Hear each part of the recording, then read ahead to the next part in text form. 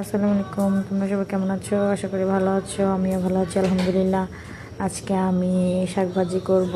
এটা আসলে কি শাক তোমরা কি কেউ চিনতে পারছো?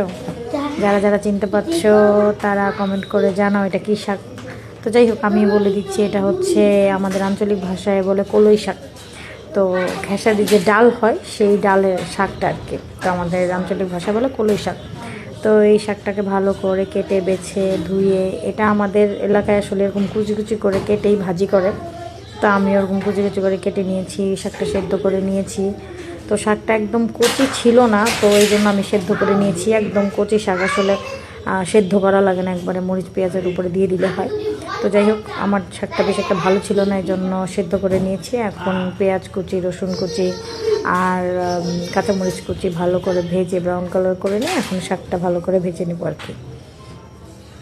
তো শাকটা আসলে দেখা গেছে অল্প একটু হয়ে গেছে। তো যাই হোক, শাকটা আসলে আমার কাছে এতটা ভালো লাগে নাই, কেমন জানি ঘাস ঘাস লাগছে। কচি হইলে মেবি ভালো লাগতো। তো যাই হোক, টাকাতে যখন কিনে এনেছি খেতে তো হবেই।